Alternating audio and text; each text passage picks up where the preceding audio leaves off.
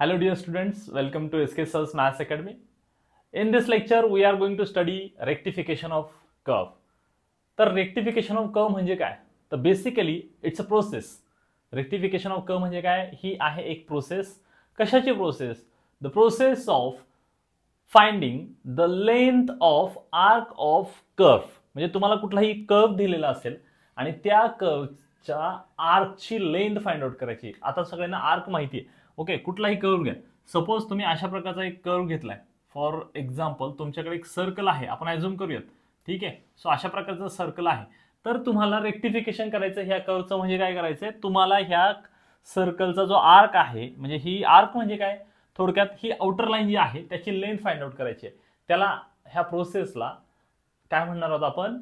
Rectification. किंवा कदाचित तुम्ही अशा प्रकारची पण डायग्राम समजा ड्रॉ केलेली असेल. सपोज फॉर एक्झाम्पल तुमच्याकडे अशा प्रकारची डायग्राम आहे, बरोबर, अशा प्रकारची डायग्राम आहे. तर ह्या डायग्रामचे सुद्धा आर्क जो आहे, हा आर्क आहे, आउटर लाईन आहे. ह्या आउटर लाईनची म्हणजे आर्कची लेंथ फाइंड आउट करण्याची जी प्रोसेस आहे त्याला आपण काय म्हणणार आहोत? Rectification of curve. आता सोपं आहे की अवघड आहे हे तुम्हाला कळणारच आहे. बट पहिल्यांदा मला हे सांगायचे की काही रेडी फॉर्म्युले आहेत आपल्याकडे लेंथ फाइंड आउट करण्यासाठी, त्यांचा डायरेक्ट यूज करणार आहोत आपण. सो आतापर्यंत आपण जे काही प्रकारचे इक्वेशन्स बघितलेले आहेत तर त्या प्रकारच्या इक्वेशन्सनुसार ते फॉर्म्युले बदलत राहतात. आतापर्यंत जे काही फॉर्म्युले जे काही टाइप्स बघितलेत आपण कर्वचे, ते टाइप्स आणि त्याच्या रिलेटेड कुठला फॉर्म्युला वापरायचा हे तुम्हाला मी एका टेबलच्या सहाय्याने सांगणार आहे. सो हे काही फॉर्म्युले आहेत. ह्या टेबलमध्ये आपल्याला कुठल्या प्रकारचा कर्व आपण कन्सिडर करतोय ते दिलेलं आहे आणि त्याच्यानंतर त्याचं इक्वेशन कुठल्या प्रकारे दिसतं आणि त्याच्यानंतर त्याच्यासाठी कुठला फॉर्म्युला वापरायचा आहे to find out the length of arc, ते सगळं याच्यामध्ये व्यवस्थित सांगितलेलं आहे. एकदा मी डिटेलमध्ये हे सगळं सांगणार आहे तुम्हाला वन बाय वन. पहिल्यांदा लक्षात घ्या कार्टेशियन कर्व. आतापर्यंत आपण या युनिटमध्ये तीन प्रकारचे म्हणजे मेजर तीन प्रकारचे कर्व पाहिलेले आहेत. ओके, फर्स्ट पाहिलेला आहे कार्टेशियन, त्याच्यामध्ये इम्प्लिसिट एक्सप्लिसिट दोन्ही प्रकारचं होतं. त्याच्यानंतर दुसरा पहिला पोलर, त्याचाच एक व्हर्जन म्हणजे रोज कर्व पाहिला आपण. आणि त्याच्यानंतर थर्ड जे पाहिलं आपण ते पॅरामेट्रिक कर्व. ओके, सो तीनही प्रकारचे कर्व जेव्हा आपल्याला दिलेले असतील तेव्हा त्याच्या कर्व वरनं आपल्याला त्याची काय शोधायची आहे? लेंथ. कोणाची? आर्कची लेंथ शोधायची. त्यासाठी काय फॉर्म्युले बघा. मी जे ब्लॅक कलरने फोकस केलेला आहे तुम्ही सध्या तरी फक्त हे तीन फॉर्म्युले लक्षात ठेवण्याचा प्रयत्न करा. एक्झामला क्वेश्चन आला तर ह्या तीनच फॉर्म्युल्यावर येणार आहे. सो त्यानुसार आपण थोडंसं बघणार आहोत ह्या गोष्टी.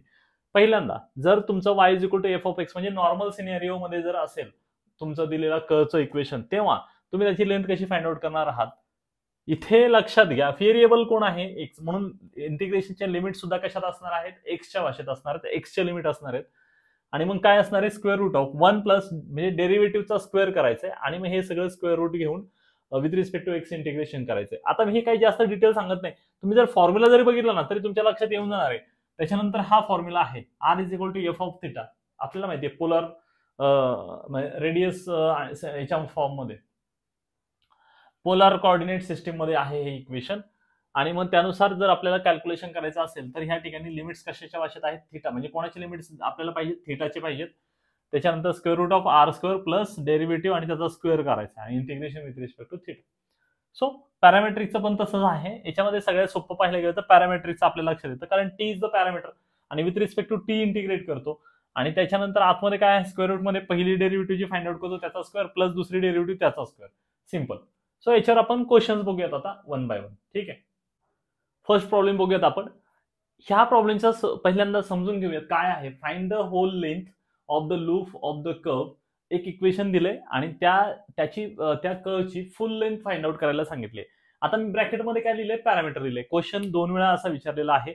एकदा विचारलं होतं फाइंड द पॅरामीटर, ओके, आणि एकदा विचारलं होतं find the whole length. So कसाही क्वेश्चन येऊ द्या तेच करायचंय आपल्याला. त्याचं काय करायचं? रेक्टिफिकेशन करायचंय. ठीक आहे. सो पहिल्यांदा आपण फॉर्म्युला लिहिणार, स्टेप बाय स्टेप करणार आहोत. पण पहिल्यांदा आपण काय करणार आहोत? फर्स्ट स्टेप 1 मध्ये त्याचा फॉर्म्युला लिहायचा. सो फर्स्ट म्हणजे मी मुद्दामून सांगतोय आवर्जून की तुम्हाला फॉर्म्युला पहिला लिहिता आला पाहिजे. स्टेप 1 मध्ये फॉर्म्युला. सो काय आहे फॉर्म्युला? कुठल्या प्रकारचं इक्वेशन आहे? हे आहे कार्टेशियन इक्वेशन. कुठलं आहे? कार्टेशियन इक्वेशन आहे. आणि मग म्हणून तुम्हाला या ठिकाणी काय लिहावं लागणार आहे? कार्टेशियन इक्वेशन लिहावं लागणार आहे. त्याच्यासाठी काय करायचंय? S is equal to, s म्हणजे काय? पेरिमीटर. लक्षात ठेवा.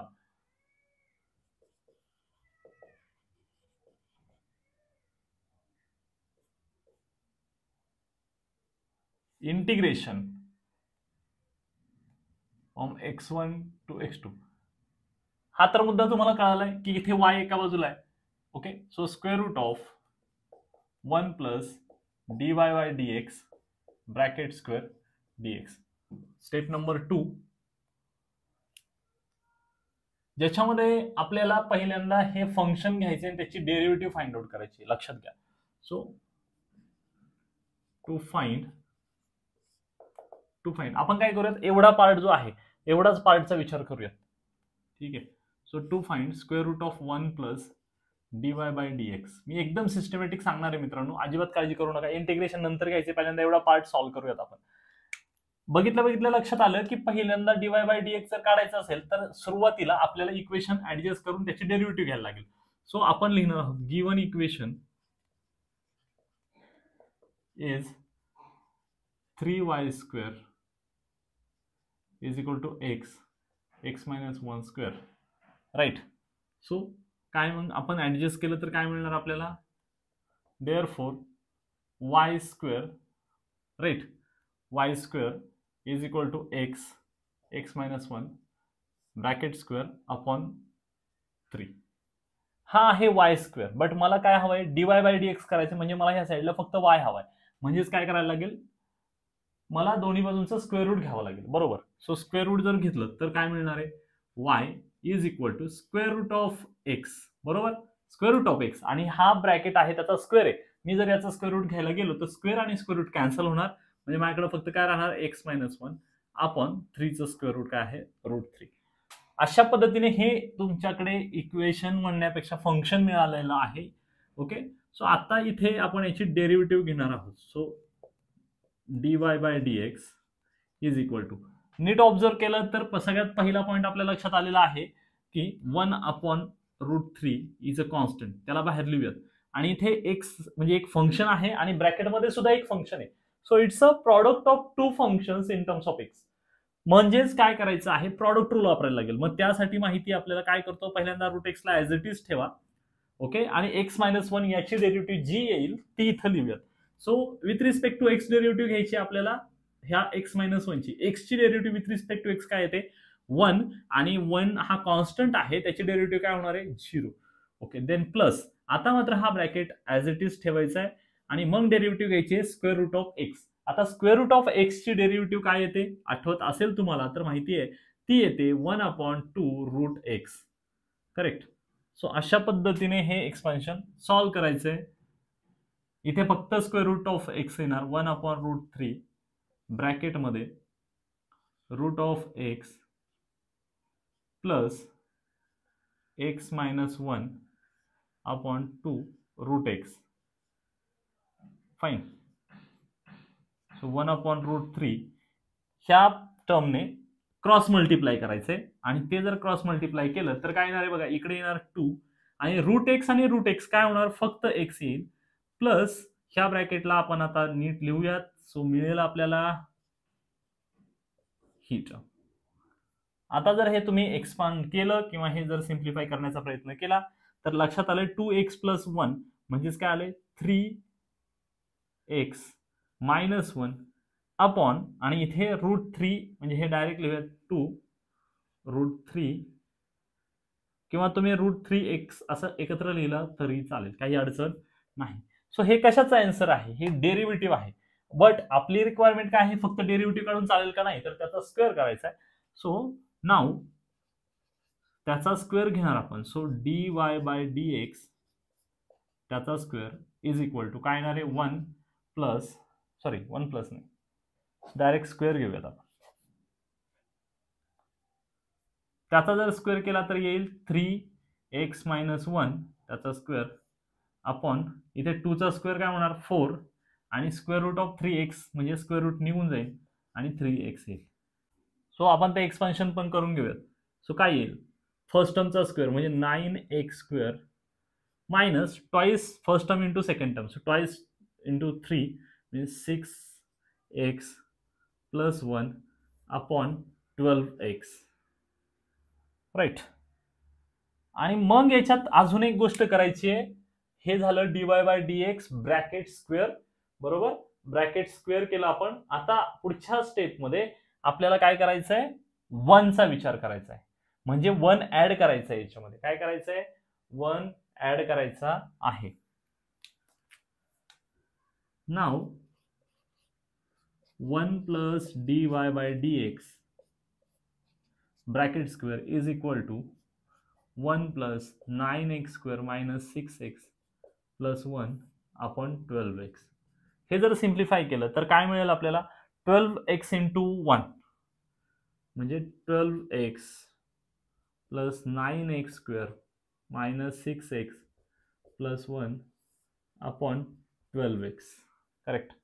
सो याचं expansion. So finally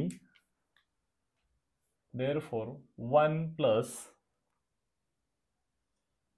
dy by dx bracket square is equal to, so 9x square firstly लिहिणार आपण, देन 12x मायनस 6x म्हणजे काय मिळणार, plus 6x plus 1 upon 12x.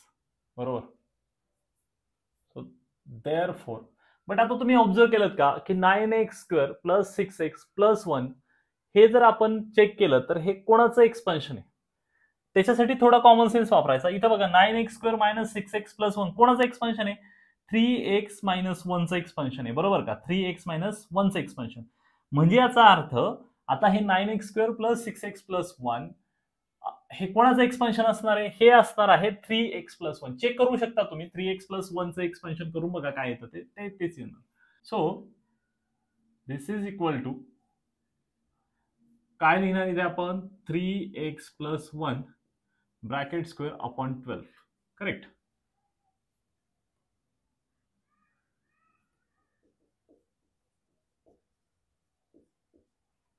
इथपर्यंत क्लिअर झालंय सगळ्यांना. हे जे आहे 3x प्लस 1 याचा जर आपण एक्सपान्शन केलं स्क्वेअरचं तर आपल्याला हे मिळणार 100%. सो सेकंड स्टेप मधलं फायनल कंक्लुझिव्ह स्टेटमेंट लिहूयात आपण. 1 plus dy by dx square is equal to, आता जर मी स्क्वेअर रूट घेतला, समजून घ्या, आता जर मी स्क्वेअर रूट घेतला तर काय होणार, हा स्क्वेअर आणि स्क्वेअर रूट निघून जाईल म्हणजे 3x प्लस 1 राईट, आणि इथे x राहिला लिहायचं वाटतं 12x. तर इथे काय येणार आहे मग, square root of 12x. Correct. Square root of 12x आलेलं आहे. Now next step, step number 3. फॉर्म्युल्याकडे लक्ष द्या, म्हणून मी फॉर्म्युला सुरुवातीला लिहिलाय. एवढा पार्ट मी केला. आता मला लिमिट्स फाइंड आउट करायचे. Okay. So next step in which we have to find out limits. महत्वाचा मुद्दा लक्षात घ्या की तुम्हाला कोणाचे लिमिट्स फाइंड आउट करायचे, ते x चे लिमिट फाइंड आउट करायचे. म्हणजे x कुठनं कुठं व्हॅरी होतो, तुमच्या इक्वेशन मध्ये x कुठनं कुठं व्हॅरी होतो. आणि फॉर दॅट पर्पज तुम्ही काय करायचं आहे, जे इक्वेशन आहे लक्षात ठेवा, x कुठनं कुठं व्हॅरी होतो हे चेक करायचंय. बरोबर. म्हणजेच तुम्हाला समजण्यासाठी सांगतो मी, बघा अशा प्रकारे ग्राफ असतो आपला, समजा काही असेल व्हॉटएव्हर. आपण असं ऍझ्युम करूयात की हा तुमचा ग्राफ आहे, तो साधारणतः आताची जी डायग्राम आहे त्याचा साधारणतः शेप असा येतो बरं का, असा कर्व येतो त्याचा. आता तुम्हाला त्याचं काही घेणं देणं नाही, कर्व कसाही असू दे, त्याने काही फरक पडत नाही आपल्यासाठी. आपल्यासाठी मुद्दा एवढाच आहे की x ची व्हॅल्यू व्हॅरी होती, म्हणजे फक्त x ऍक्सिसचा विचार करायचा आहे. मग x ऍक्सिसचा विचार करायचा असेल त्यावेळी y ची व्हॅल्यू काय कन्सिडर करायची, 0. म्हणजे काय होणार की y 0 म्हणजे हा पॉईंट येणार आणि मग x च्या व्हॅल्यूचं फक्त आपल्याला डिस्कशन करता येणार, असा तो मुद्दा आहे. म्हणून वी पुट काय पुट करणार, y is equal to 0 in कशामध्ये पुट करायचं, ह्या इक्वेशन मध्ये दिलेलं, किंवा तुम्ही जे त्याचं हे सिम्प्लिफाईड व्हर्जन लिहिलंय याच्यात जरी ठेवलं असतं तरी चाललं असतं, पण ते व्हॉट एव्हर समजा. ठीक आहे. So in 3y square is equal to x minus 1 square. चलो अभी देखते क्या मिलेगा. इकडचा पार्ट पूर्ण 0 होणार आहे right. So is equal to x minus 1 square. Correct. म्हणजेच काय, either this part is equal to 0 or this bracket is equal to 0, right? So that implies x is equal to 0 or x minus 1 square is equal to 0, right? So that implies x is equal to 0 or x minus 1 is equal to 0, right? म्हणजेच काय, x is equal to 0 or x is equal to 1. it means that limits of x must be 0 to 1. आता last step मध्ये, which is step number 4, to find perimeter. Okay, now we have to find out perimeter, that is yes. म्हणजेच काय, ह्या फॉर्म्युलामध्ये सगळ्या गोष्टी आपल्याला easy तेव्हाच वाटतील जेव्हा फॉर्म्युला पार्ट असेल आणि तो समोर इकडे लिहा, तेव्हा मग बाकी गोष्टी इझी होणार. सो फॉर्म्युला काय आहे, S is equal to integration from x1 to x2 square root of 1 plus dy by dx bracket square dx. चलो अभी इसमें वैल्यू पुट करते हैं सब. सो काय आहे 0 टू 1. आता ह्या स्क्वेअर रूटच्या ऐवजी तुम्ही डायरेक्ट काय व्हॅल्यू ठेवणार आहात, हे म्हणजे याला समजा 1 म्हणत असाल तर डायरेक्ट ही व्हॅल्यू ठेवणार आपण तिथे. काय ती 3x plus 1 upon square root of 12x right dx. आणि कशावरनं लिहिलंय हे, फ्रॉम 1. ओके, सो आता 1 बाय 1 प्रॉपर कॅल्क्युलेशन करायचे. 0 टू 1. सगळ्यात पहिलं काम काय करूयात आपण, हा 1 अपॉन स्क्वेअर रूट ऑफ 12 आहे जो कॉन्स्टंट आहे त्याला बाहेर घेऊयात. So 1 upon square root of 12 right. So बचा क्या 3x plus 1 upon square root of x right. चलो इसको सॉल्व करते हैं ठीक से. आता मी काय करणार आहे बघा, ह्या स्क्वेअर रूटने प्रत्येकाला डिवाइड करायचंय, पण तुम्हाला सगळ्यांना माहितीये की 3x x raise square root of x म्हणजे काय, x रेज टू 1/2 बरोबर, plus 1 upon square root of x लिहिणार का नाही, त्याच्याऐवजी काय लिहायचं, x raise to 1/2 right dx. आणि मग 1 बाय 1 सॉल्व करूयात. स्क्वेअर रूट ऑफ 12 याचं इंटिग्रेशन बघा, हे थोडं अजून थोडं सिम्प्लिफाय केलं तर काय होणार आहे 0 टू 1. ओके 0 टू 1 आणि मिळणार आहे 3x रेस टू, लक्षात घ्या 1 ऑलरेडी आहे वर आणि हा मायनस 1/2 होऊन जाईल. सो 2 1 जा 2 मायनस 1 म्हणजे काय होणार आहे इथे 1/2 होणार, प्लस आणि हा x रेस टू हाफ वर घेतला तर तो काय होणार minus 1/2 right. So dx is equal to 1 upon, हे काय टाकायची गरज नाही खरं तर, 1 अपॉन स्क्वेअर रूट ऑफ 12. आणि आता आपण ते ब्रॅकेट टाकून नीट कॅल्क्युलेशन करूयात. 3 ॲज इट इज राहील आणि याचा आन्सर काय, कुठल्या फॉर्म्युलाने x रेस टू n असेल तर इंटिग्रेशन काय लिहितो, x raise to n plus 1 upon n plus 1 लिहितो. सो x रेस टू काय येणार 1/2 प्लस 1 बरोबर ना, हा n आहे प्लस 1 करायचं, सो असं येणार. सो काय येणार 3/2. आणि जे आन्सर तुम्ही इकडे पॉवर मध्ये लिहाल तेच कुठं लिहायचं, डिनॉमिनेटरला लिहायचं असतं. प्लस आता इथे काय मायनस 1/2 प्लस 1 करायचंय. ओके, सो काय आलं याचा आन्सर 1/2 आलं आणि तेच डिनॉमिनेटरला लिहायचं, x रेस टू 1/2 आणि डिनॉमिनेटरला सुद्धा सेम. ओके, आणि लिमिट्स काय आहेत ते लिमिट्स ठेवायचे 0 to 1.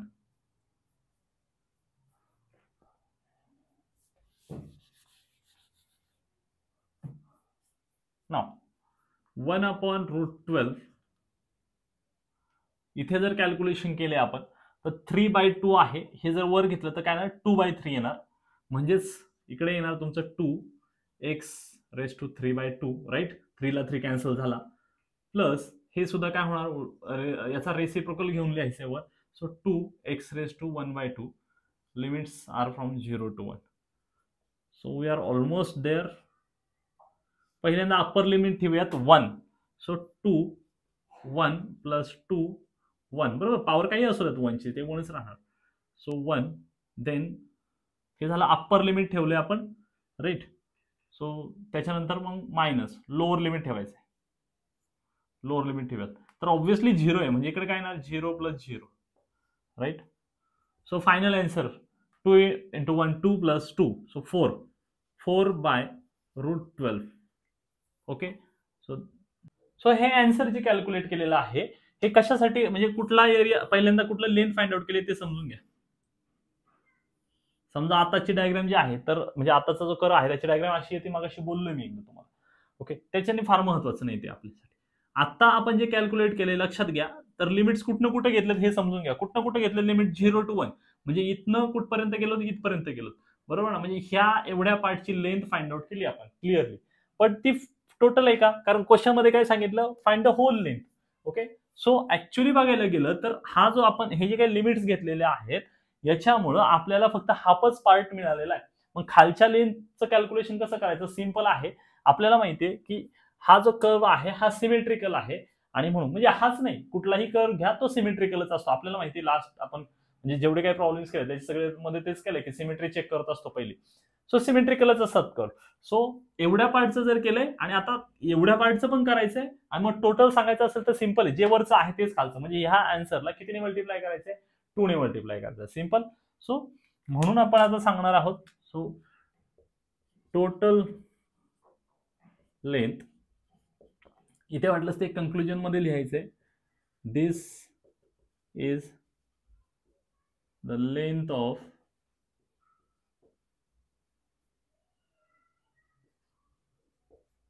half curve, right, half curve, but curve is symmetrical.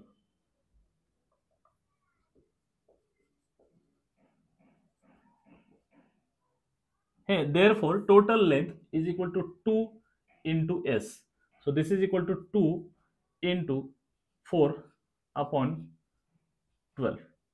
so हे जर आपण नीट कॅल्क्युलेशन केलं तर येणार 8 upon 12, राईट.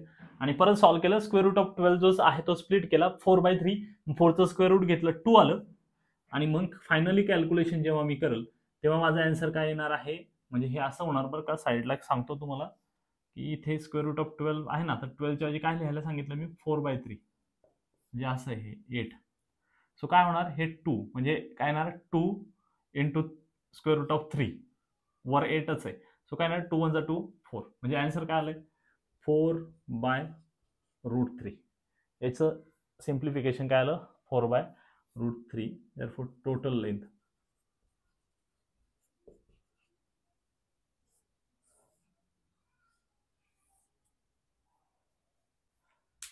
ठीक आहे.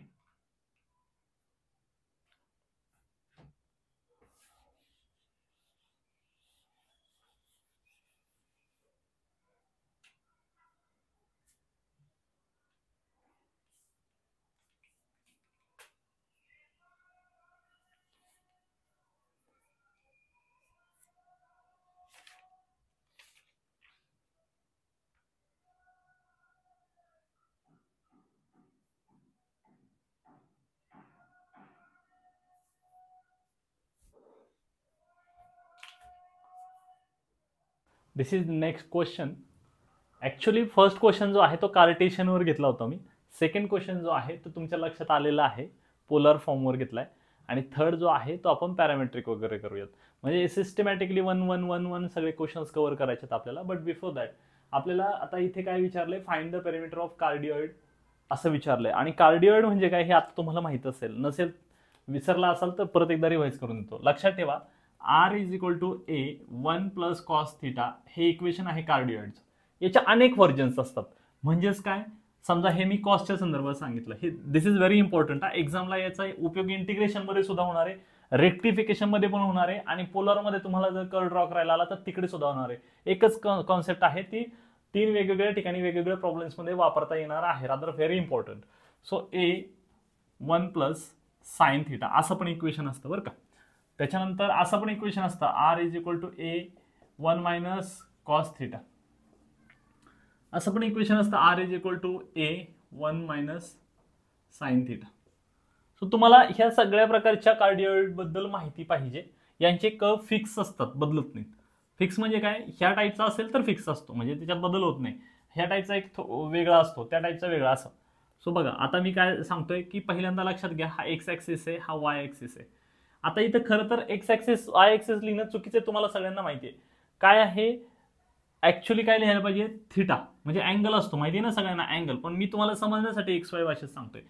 पॉझिटिव्ह आहे आणि कॉस आहे, तर अलॉंग एक्स ऍक्सिस घ्यायचं आहे. काय घ्यायचं आहे, अलॉंग एक्स ऍक्सिस. त्यालाच आपण वेगळ्या भाषेत म्हणतो theta is equal to 0 degree. ही लाईन कुठली आहे, theta is equal to 0 degree. इथं काय असतं, π/2. इथं काय असतं, पाय. बरोबर ना. आणि ह्याप्रमाणे इकडे काय असं 3π/2 समजा. सो अशा पद्धतीने हे सगळं आहे. बट तुम्हाला हा कार्डिओइड कसा ड्रॉ करायचा आहे, ओके. सो असा याला ह्या शेपला आपण कार्डिओइड असं म्हणतो. काय म्हणतो याला, कार्डिओइड. तर जेव्हा प्लस कॉस थिटा असेल तेव्हा along theta is equal to 0 ला आहे, म्हणजे आपल्या भाषेत अलॉंग पॉझिटिव्ह एक्स ऍक्सिस. जेव्हा मायनस असेल तेव्हा तुमचा कॉमन सेन्स तुम्हाला काय सांगतो, तो कार्डिओइड कुठल्या बाजूला असणार आहे, इकडच्या बाजूला असणार आहे. म्हणजे थोडक्यात हे जे आहे तर तुमचा कार्डिओइड असा येईल, बरोबर ना.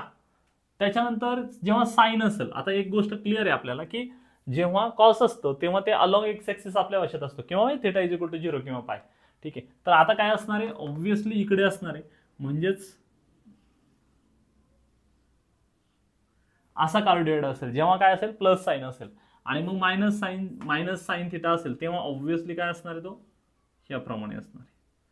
सो हे सगळे व्हर्जन जे आहे ते व्हर्जन तुम्हाला माहिती पाहिजे, व्यवस्थित माहिती पाहिजे. एक्झाम मध्ये 3 ठिकाणी याचा यूज होणार. डू रिमेंबर, पहिल्यांदा कुठं होणार, डायरेक्ट तुम्हाला इक्वेशन देऊन त्याचा कर्व ट्रेस करायला सांगितलेला असेल, कर्व ट्रेसिंग मध्ये फॉर 5 मार्क्स, किंवा म्हणूयात, किंवा त्याच्याबरोबर अँड मध्ये म्हणजे दुसरा एक क्वेश्चन असेल त्याच पेपरमध्ये, त्याच्यामध्ये असेल की रेक्टिफिकेशन ऑफ कर्व मध्ये फाइंड द लेंथ असं विचारलेलं असेल, त्याच्यात पण असू शकतं. किंवा थर्ड म्हणजे काय, मल्टिपल इंटिग्रल जे आहे त्याच्यामध्ये त्याचा एरिया फाइंड आउट करायला विचारलेला असू शकतो. सो 3 ठिकाणी ह्या गोष्टी माहिती पाहिजे, म्हणून मी तुम्हाला आता हे व्यवस्थित इलेबरेट करून सांगितलेलं आहे. सो आता येऊयात आपण मेन प्रॉब्लेमकडे. तर ह्या प्रॉब्लेम मध्ये ज्या गोष्टी सांगितलेल्या आहेत त्या सगळ्या आपल्याला करायच्यात. बट बिफोर दॅट मी तुम्हाला शिकवलंय की स्टेप नंबर 1 मध्ये नेहमी फॉर्म्युला लिहायचा असतो. एक डायरेक्शन मिळते आपल्याला. सो तो फॉर्म्युला काय आहे लक्षात असेलच तुमच्या. कुठला फॉर्म्युला सांगितला होता मी, S is equal to integration. अर्थातच काय आहे, पोलर कोऑर्डिनेट सिस्टीम आहे, म्हणजेच लिमिट्स इन टर्म्स ऑफ काय असणार आहे, थिटा. कसं कळालं ते आपल्याला, कारण R is equal to F of theta आहे ना, म्हणून आपल्याकडे टेबल मी तुम्हाला दिलेलं आहे, तर टेबलवरून नीट फॉर्म्युले पाठ करायचे आहेत. So θ1 θ2 square root, okay. आणि मग तुम्हाला इथे महत्वाची गोष्ट करायची ती म्हणजे r square plus D R by D theta bracket square d theta. Formula step 2 मध्ये काय फाइंड आउट करायचं आहे ते बघूयात आपण. To find this square root R square plus D R by D theta bracket square. याच्यासाठी तुम्हाला R जो आहे तो लिहायला लागेल. Here R is equal to A 1 plus cos theta. So इथे काय करायचे, डेरिव्हेटिव्ह घ्यायची त्याची आपल्याला. Therefore D R by D theta is equal to, आता आपण काय करतोय, डेरिव्हेटिव्ह फाइंड आउट करतोय with respect to theta. So हा ब्रॅकेट आहे, त्याच्यात थिटाचं फंक्शन आहे, म्हणजे ए ला कोएफिशियंट किंवा कॉन्स्टंट म्हणून ट्रीट करायचं ॲज इट इज. 1 ची डेरिव्हेटिव्ह ऑब्व्हियसली 0 होणार, आणि इथे कॉस थिटाची डेरिव्हेटिव्ह काय येणार सांगा, ती येते मायनस साइन थिटा. काय येते ती, minus sine theta. Therefore D R by D theta is equal to, बघा ए ने मल्टिप्लाय करायचं याला, so minus A sine theta. So this is first derivative of R with respect to theta. या ठिकाणी काय शोधायचंय बघून घ्या. D R by D theta शोधला आपण. आता काय करायचं, R square plus D R by D theta square एकत्रच करूया direct. Now R square plus D R by D theta square is equal to, what is R, this is R. So A 1 plus cos theta आणि त्याचा करायचा square, plus हे जे मिळाले त्याचा पण करायचा स्क्वेअर. सो मायनस ए साइन थिटा स्क्वेअर. सिम्प्लिफाय करूयात, काय मिळणार, a square 1 plus cos theta square, आणि इथे येणार आहे plus a square sine square theta. Expansion करायचं याचं, सिम्प्लिफाय करायचंय त्याला.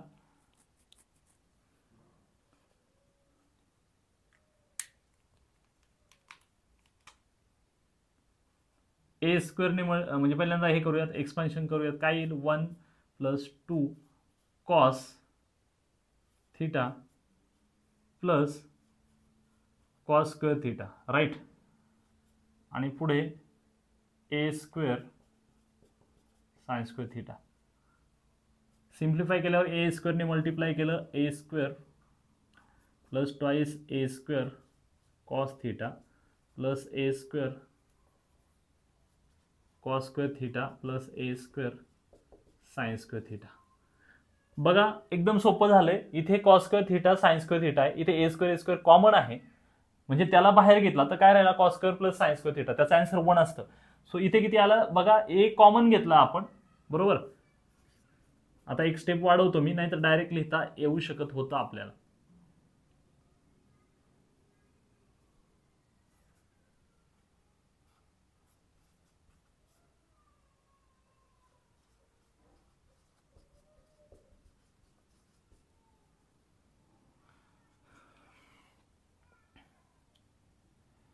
सो फायनली याचा आन्सर 1 येतं. So A square plus a square किती आले, 2a square plus 2a square cos theta. I hope तुम्हाला इथपर्यंत समजलंय. आता याच्यातनं 2a स्क्वेअर कॉमन आहे, सो त्यांना आपण कॉमन लिहू शकतो. सो ह्या बाजूला काय ते लिहूया एकदा, आर स्क्वेअर प्लस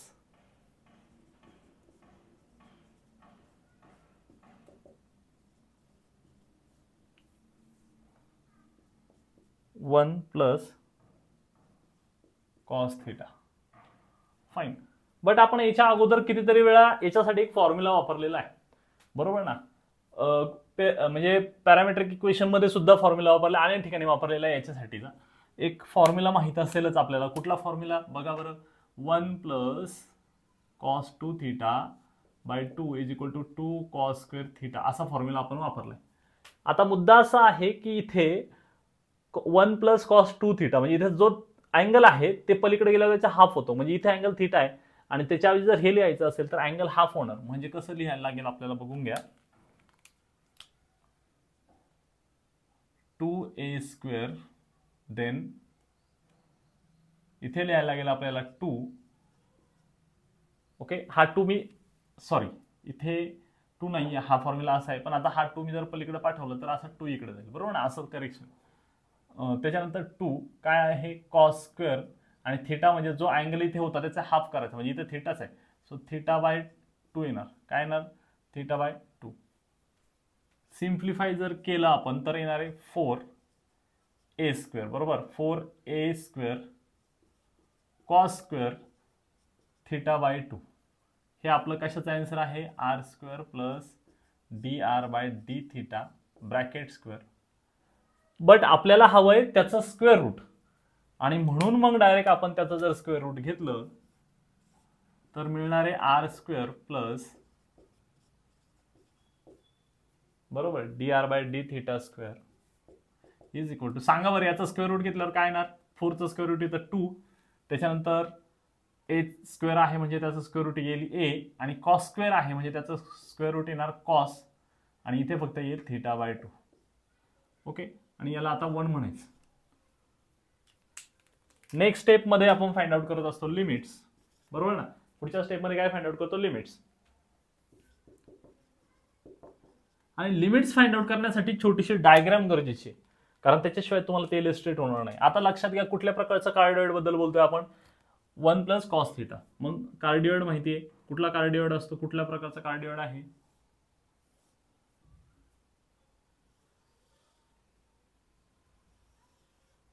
बरोबर, हा कार्डिओइड आहे. आणि हा कार्डिओइड जो आहे इथे थिटा इज इक्वल टू काय आहे, 0 डिग्री, इथे काय आहे पाय बाय 2, आणि इकडे काय आहे पाय, इकडे 3 पाय बाय 2, बरोबर. बट आता अगोदरच्या प्रॉब्लेम मध्ये जसं शिकवलं की आपण पूर्ण एकाच वेळी सगळ्याची लेंथ फाइंड आउट नाही करायची तसा फॉर्म्युला, त्याच्याऐवजी काय करायचंय तसं. प्रॉब्लेम काय, कारण हे पूर्ण राऊंड आहे आणि आपल्याला लिमिट्सचा प्रॉब्लेम येणार आहे. सो आता फक्त हा पार्टचा विचार करू, अप्पर पार्टचा विचार करूयात ह्या कार्डिओइडचा. मग फक्त एवढं विचारायचंय मला, लिमिट्स कोणाचे शोधायचे, फॉर्म्युला बघा, थिटाचे लिमिट शोधायचे. मग इथे थिटा जो आहे हा पार्टचा विचार केला तर कुठनं कुठं जातो अँगल, इथनं 0 पासनं तो कुठं जातोय, इकडे येतोय, कुठपर्यंत, pi. Okay, so clearly limits are, हे तुम्हाला समजणं गरजेचं आहे, म्हणून डायग्राम काढली मी. थिटा इज इक्वल टू 0 म्हणजे काय, फ्रॉम 0 डिग्री टू काय लिहिणार, टू पाय. ओके, किंवा 0 टू पाय असं म्हणूयात आपण. सो लिमिट्स मिळालेले आहेत आणि हे लक्षात ठेवा, हे आपण कोणासाठी करतोय, अप्पर हाफ पार्ट साठी. Okay, so for upper half cardioid. Exam मध्ये लिहायची गरज नाही, तुम्हाला समजण्यासाठी आहे, अप्पर हाफचा विचार केला मी. ठीक आहे. Now next step, which is step number 4. So to find perimeter. Formula तर आहेच आपल्याकडे, तोच फॉर्म्युला लिहायचा आहे परत. S is equal to from θ1 to θ2 square root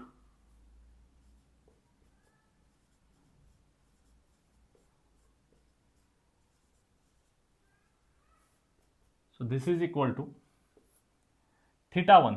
काय लिमिट्स शोधलेत इथे बघा, लिमिट्स काय आहेत, 0 टू पाय. सो 0 टू पाय आणि ह्या पूर्ण स्क्वेअर रूटच्या ऐवजी काय ठेवायचंय इथे ते मी केलेलं आहे. सो काय आहे ते, twice a cos θ/2 d theta. This is equal to, now 2a is constant, so take it outside, limits from 0 to pi, then cos θ/2 d theta. एकदम सिंपल झालं बघा. आता 2a कॉस जे आहे त्याचं इंटिग्रेशन काय असतं, साइन. काय असतं त्याचं इंटिग्रेशन, साइन. लक्षात घ्या, अँगल जो आहे तो θ/2 आहे. इथे ऍक्च्युली प्रॉब्लेम असा आहे, नुसता थिटा असं तर ठीक होतं, पण आता θ/2 आहे आणि मग आपल्याला माहिती आहे इंटिग्रेशन मध्ये तुमच्या व्हेरिएबलला जो कोणी मल्टिप्लायर असेल त्याला काय करतो आपण, डिवायडेड बाय लिहितो. म्हणजे आता इथं थिटाला कोण मल्टिप्लाय, 1/2, म्हणजे कशाने डिवाइड करायला लागेल, 1/2 ने डिवाइड करावं लागेल. आणि लिमिट्स काय आहेत, from 0 to pi. So this is equal to, हा 1/2 आहे, डिनॉमिनेटरला आहे, रेसिप्रोकल घ्यायचा आहे त्याचा आपल्याला, कारण जेव्हा वर जाणार तेव्हा रेसिप्रोकल होऊन जाणार. सो 1/2 च्या ऐवजी इकडे न्यूमरेटरला मल्टिप्लाय काय होऊन जाणार, 2. So 2 to the 4. So 4a असं येईल आणि ब्रॅकेटमध्ये काय येईल, साइन θ/2 आणि लिमिट्स आहेत फ्रॉम 0 टू पाय. राईट. आणि मग हे सॉल्व्ह करायचंय.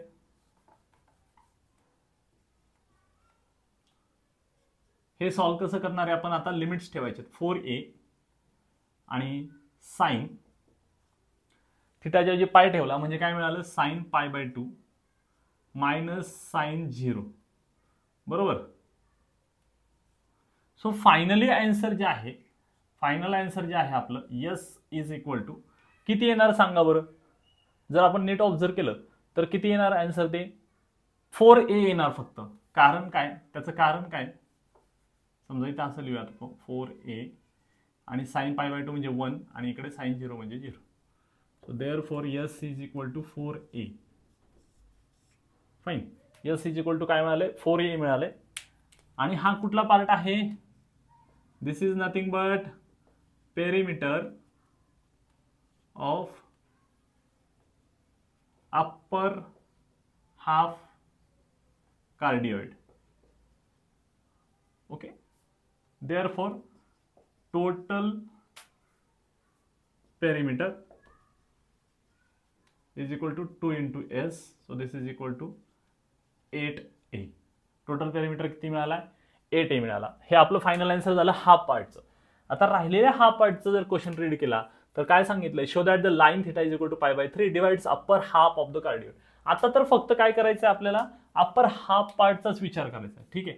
सो अप्पर हाफ पार्टचा. आता एवढं सगळं कॅल्क्युलेशन केलं ना, हे काय आहे, पार्ट 1 म्हणायला लागेल याला. हे एवढं केलं कॅल्क्युलेशन, हे काय आहे, कसलं सोल्युशन आहे, हे पार्ट 1, पार्ट 1चं. आणि आता आपल्याला जे करायचे ते काय आहे, पार्ट 2. पार्ट 2 मध्ये आपल्याला ते प्रूव्ह करायचं काय, की theta is equal to π/3 divides upper half of the cardioid. तर डायग्राम काढून तुम्हाला इलस्ट्रेट करण्याचा प्रयत्न करणार आहे मी. बघा,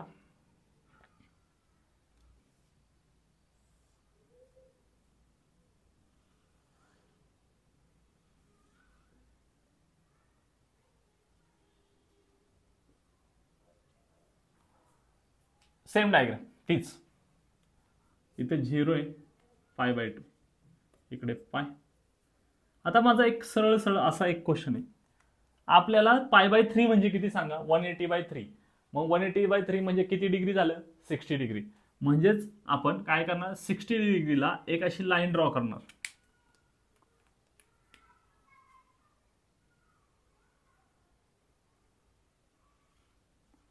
ओके, हा काय आहे किंवा ही लाईन काय आहे, थीटा इज इक्वल टू π/3 ही लाईन. सो आता आपल्याला काय करायचंय, हे प्रूव्ह करायचंय की ह्या लाईनमुळं ह्या वरच्या फक्त अप्पर पार्टचा विचार करूयात, वाटलंच तर मी लोअर पार्ट ड्रॉ सुद्धा नाही करत, म्हणजे जास्त बेटर कॉम्प्रिहेंड होणार आहे आपल्याला. ओके, सो अप्पर पार्टचा विचार करायचा आहे. आणि त्या अप्पर पार्टवरनं काय लक्षात घ्यायचं आहे की ह्या लाईनमुळं ह्या तुमच्या अप्पर कार्डिओइडचं 2 भागामध्ये काय होणार आहे, इक्वल डिवायडेशन होणार आहे. हे आपल्याला प्रूव्ह करायचं आहे. मग मला सांगा, हे एवढ्या पार्टची लेंथ फाइंड आउट केली का तुम्ही, येस केली आहे. ती किती आहे, 4 आहे. मग जर हे इक्वल पार्ट मध्ये ही लाईन डिवाइड करत असेल तर एवढी जी लेंथ आहे ही एक्झॅक्टली काय पाहिजे, हाफ पाहिजे. कोणाच्या, हे जे आन्सर फाइंड आउट केलं ना एवढ्या लेंथचं, त्याच्या हाफ पाहिजे आणि इकडची हाफ पाहिजे. म्हणजे आपलं स्टेप काय आहे, आता फक्त लिमिटचा विचार करायचा आहे. आता जर एवढ्या पार्टची लेंथ फाइंड आउट करायची असेल तर ती त्याच्यासाठी लिमिट्स काय घेणार, 0 to π/3. काय घेणार, 0 to π/3. ओके, सो काय प्रूव्ह करायचंय हे माहिती पाहिजे आपल्याला. याच्यामध्ये टू शो काय म्हणणार आपण, line theta is equal to π/3 divides upper half of cardioid. Fine, हे प्रूव्ह करायचं आहे. मग त्यासाठी परत एकदा आपण तोच फॉर्म्युला घेणार आहोत. For this we take limits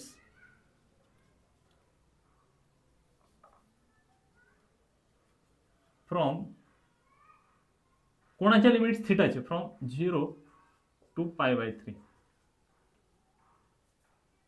now S is equal to 0 to π/3 आणि हे जे काही फॉर्म्युलेशन केले ते बिलकुल सेम. कुठलं, हे जे काही केले तुम्ही, twice a cos θ/2 d theta. मग हे जर आपण सॉल्व केलं तर काय मिळेल, 0 π/3. 2a कॉन्स्टंट आहे, 2a ला बाहेर लिहूयात आपण, 2a इकडे येणार आहे कॉस θ/2 डी थीटा.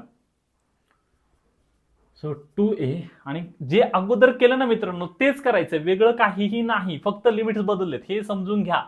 सो याचं जे आन्सर आहे, हे जे आन्सर मी सॉल्व केलं तर तेच आन्सर येणार आहे. सो म्हणजेच मी डायरेक्ट काय करतो आता, इथे ज्यांना बरं ठीक आहे एक स्टेप वाढवतो फार तर इथे काय करणार, कॉसच्या ऐवजी काय लिहिणार, साइन θ/2 आणि याला डिवाइड करणार आहे आपण 1/2 ने आणि लिमिट्स आहेत फ्रॉम 0 to π/3.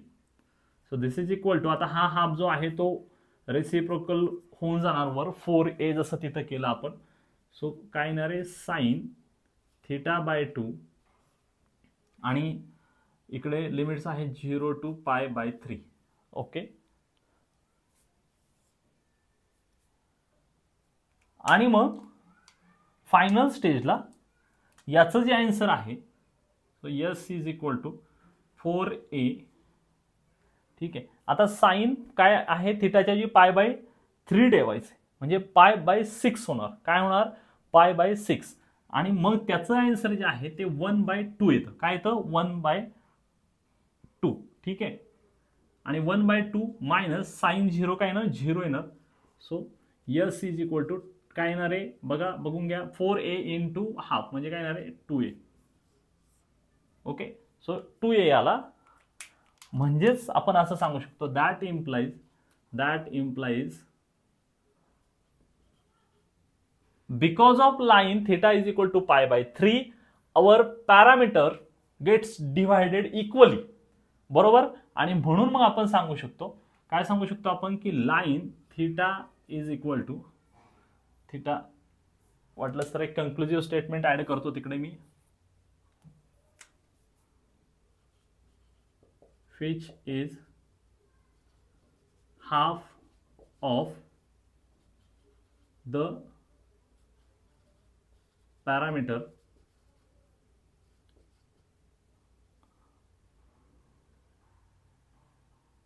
of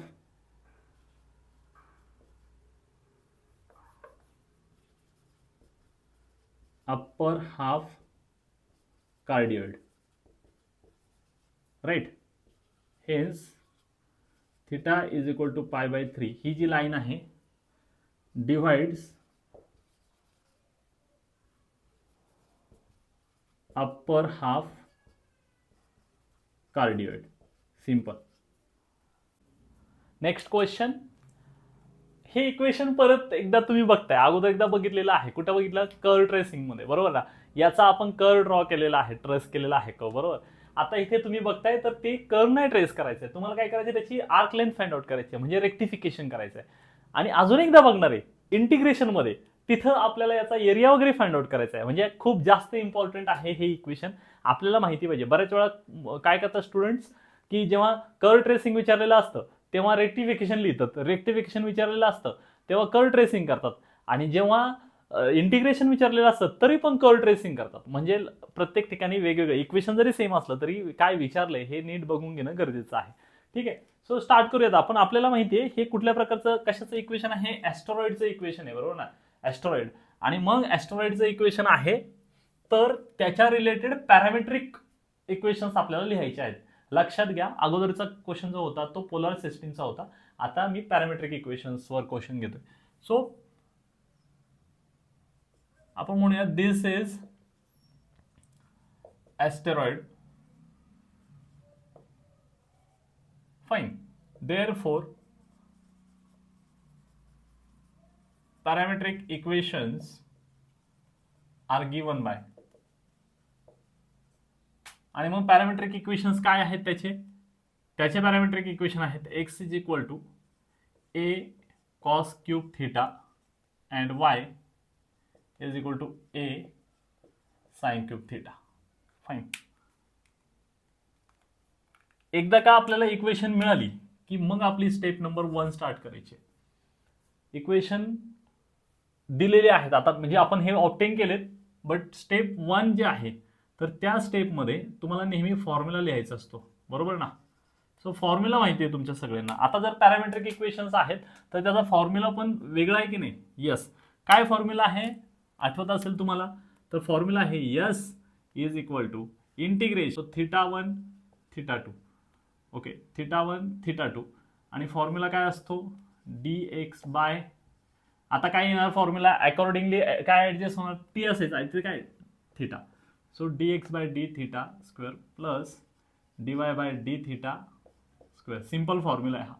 आणि आता विथ रिस्पेक्ट टू काय लिहिणार, थीटा लिहिणार. नाव स्टेप नंबर 2, ज्याच्यामध्ये काय फाइंड आउट करायचं असतं, हे जे स्क्वेअर रूट मध्ये सगळं आहे ना ते फाइंड आउट करायचं आहे. dx by D theta. मित्रांनो एक लक्षात घ्या, गडबड करायची नाही. म्हणजे जरी इथे तुम्ही एखाद्याने टी लिहिला तरी काही प्रॉब्लेम नाही, लक्षात घ्या काही प्रॉब्लेम नाही. ठीक आहे, त्यानुसार कॅल्क्युलेशन्स करायचे. नाव किंवा आता इथे जर विचार केला आपण तर हिअर काय म्हणता येईल, x is equal to a cos cube theta. काय घ्यायचे, त्या एक्सची with respect to theta derivative घ्यायचे. So therefore dx by D theta is equal to काय येणार आहे, जे मी तुम्हाला शिकवलं त्या रूलनुसार ए. आता ह्या पॉवर आहे म्हणजे कुठला फॉर्म्युला वापरायचा आहे, F of X raise to N हा फॉर्म्युला वापरायचा आहे. काय फॉर्म्युला, त्याचा कसं कॅल्क्युलेशन करतो आपण, N into F of X raise to N minus 1, बरोबर. आणि नंतर हे फंक्शन जे आहे त्याचे काय लिहितो आपण, त्याचे डेरिव्हेटिव्ह लिहितो. सेम करायचं इकडे. सो 3 याची पॉवर 3 आहे, 3 लिहिलं, 3a कॉस, आणि पॉवर एकने कमी करायची म्हणजे स्क्वेअर थीटा इंटू, आता कॉस थीटाची डेरिव्हेटिव्ह पुढे मल्टिप्लाय करायची. कॉस थीटाची डेरिव्हेटिव्ह जी आहे ती काय असते, मायनस साइन थीटा असते. काय असते ती, minus sine theta. So this is equal to काय येणार मग आपला answer, minus 3a sine theta into cos square theta. समजा त्याचा स्क्वेअर करायचा झाला तर त्याचा स्क्वेअर करून घेऊया लगेच आपण इथं dx बाय डी थिटा आणि त्याचा स्क्वेअर. सो याचा स्क्वेअर केला तर मायनस साइन आहे, स्क्वेअर केला पॉझिटिव्ह होणार. 3चा square 9a square, then sine square theta and then cos स्क्वेअरचा परत एकदा स्क्वेअर करायचा म्हणजे काय होणार कॉस रेज टू 4 थिटा. याला 1 बोलूयात आपण. नाव कोणासाठी केलं हे फर्स्ट इक्वेशन साठी केलं. आता सेकंड इक्वेशन साठी करूया. सेकंड इक्वेशन कुठलं आहे? y.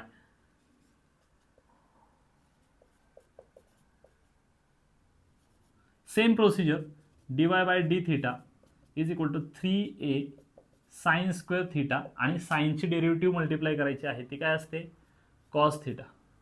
Therefore dy by D theta त्याचा स्क्वेअर म्हणजेच काय येणार आहे 9a आणि साइन रेस टू 4 होणार कारण ऑलरेडी स्क्वेअर आहे त्याचा स्क्वेअर केला 4 होणार power theta into cos square theta.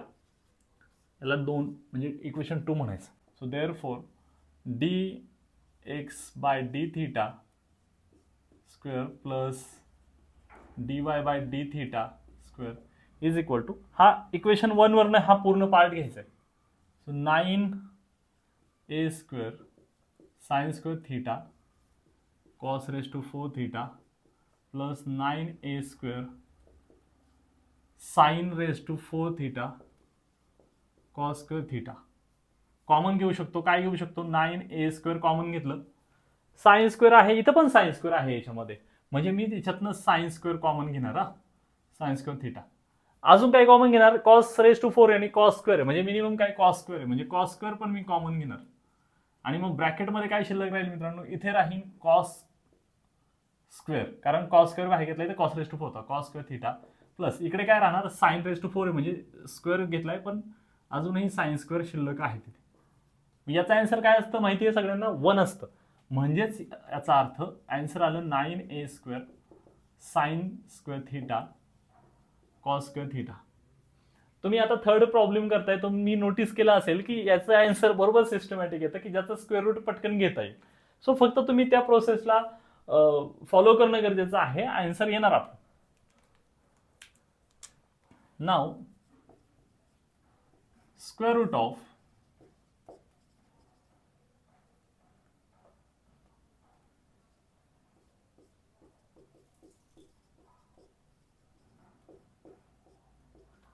याचा स्क्वेअर रूट घ्यायचंय. 9चा स्क्वेअर रूट काय तर 3 a स्क्वेअरचा स्क्वेअर रूट फक्त a येईल नंतर साइन थिटा नंतर कॉस थिटा. सो हे आपलं आन्सर आलेलं आहे.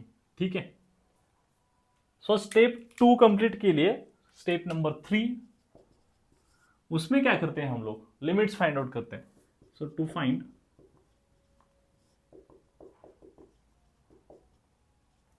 लिमिट्स कोणाच्या लिमिट्स फाइंड आउट करतं हे पहिलं क्लिअर समजून घ्या. फॉर्म्युला बघा त्याच्यासाठी म्हणून फॉर्म्युला लिहायचा आहे डी थिटा म्हणजे थिटाचे आपल्याला काय करायचे आहेत लिमिट्स फाइंड आउट करायचे आहेत. आता प्रत्येक वेळी डायग्राम ड्रॉ करावी असं काही कंपल्शन नाही बट तुम्हाला तुमच्या अंडरस्टँडिंगसाठी मी ते डायग्राम ड्रॉ करतो.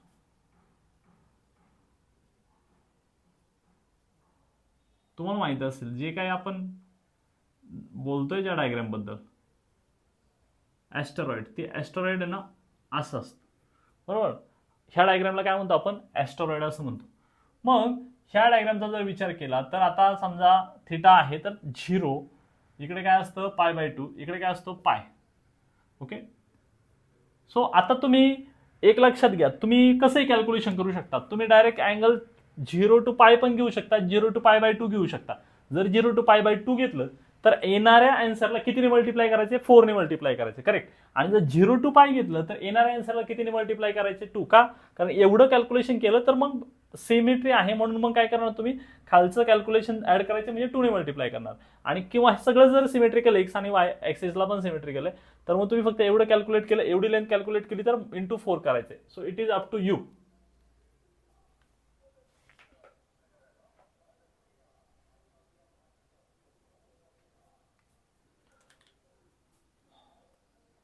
देअरफॉर आता लिमिट्स आर मी हा पार्ट घेणार आहे फक्त. Limits are theta is equal to 0 and theta is equal to π/2. ठीक आहे. आणि हे कशासाठी आहे,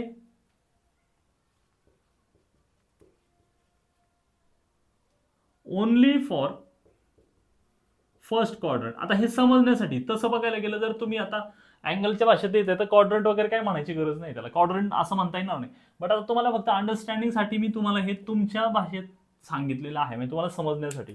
ठीक आहे. So next step which is step number 4, to find arc length. Right. So formula आहे S इज इक्वल टू, हा फॉर्म्युला लिहायचा इकडे, θ1 to θ2 आणि स्क्वेअर रूट मध्ये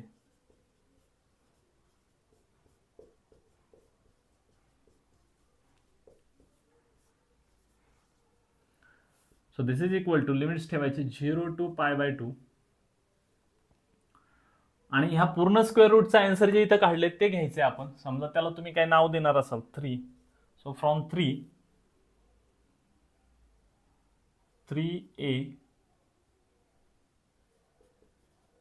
sin θ cos θ dθ.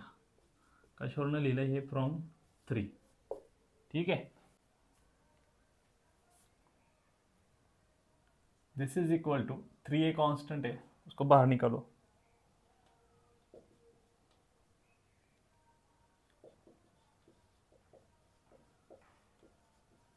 लक्षात घ्या, आता तुम्ही इथे 0 to π/2 घेतल्याचा बेनिफिट काय, कारण साइन आणि कॉस एकत्र असलं की आपल्याला रिडक्शन फॉर्म्युला आठवायला पाहिजे इंटिग्रेशन मध्ये. काय रिडक्शन फॉर्म्युले, कारण इथे साइन आठवलं का तुम्हाला, sine raise to m into cos raise to n असं जर असेल तर मग आपण कशा पद्धतीने ते करत असतो कॅल्क्युलेशन. तिथे 0 to π/2 बाय डिफॉल्ट फॉर्मॅट असतो. जर 0 to π असं असेल तर मग ते कन्व्हर्जन करायला लागतं 2 इंटू इंटिग्रेशन 0 to π/2 वगैरे. ठीक आहे, व्हॉट एव्हर. सो आता ते जाऊ द्या, तुम्ही फक्त आता इथे लक्ष द्या, रिडक्शन फॉर्म्युलांचा यूज करून आपल्याला काय लिहिता येईल. तर याचं जे आन्सर आहे, याचं जे आन्सर की कसं लिहिणार आपण, याचं आन्सर जे आहे ते कसं लिहिणार, इथे जी पॉवर आहे त्या पॉवर मधनं काय सबट्रॅक्ट करत असतो आपण, आठवतंय तुम्हाला, त्याच्यातनं वर काय करतो, ऑड नंबर सबट्रॅक्ट करत असतो. म्हणजे काय, समजा इथं 3 असतं तर 3 - 1 केला असता, इथं 4 असतं तर त्याच्या पुढे 4 - 1 नंतर 4 - 3 असं केलं असतं. बट आता तसं नाहीये. सो पॉवर काय आहे, जी पॉवर आहे ती पॉवर 1, बरोबर. त्याच्यानंतर दुसऱ्याची जी पॉवर आहे ती ॲज इट इज, आणि डिनॉमिनेटरला काय करतो, ह्या दोनही पॉवरची ॲडिशनने स्टार्ट करतो, म्हणजे 1 + 1 मायनस, मग याच्यातनं सगळे कुठले नंबर करतो, इवन मायनस करतो सगळे. इवन म्हणजे -2 -4 -6 असं करत असतो. मी जे बोलतोय थोडंसं रेफर करा अगोदर, तुम्हाला समजून जाईल ते. सो थोडंसं कॉम्प्लिकेटेड आहे. आणि मग तुमचं जे आन्सर आहे इंटू काय, कुठपर्यंत जायचं, 1. ओके. आणि म्हणून आन्सर येणार आहे 3a, आणि ते काय येणार आहे, बाय 2 येतं फक्त. So 3a/2. सो काय आलंय, S is equal to 3a/2 असं आलेलं आहे. आणि हे लक्षात ठेवायचं, हे तुम्ही आता लगेच काय करणार आहात, काय म्हणणार, बाय रिडक्शन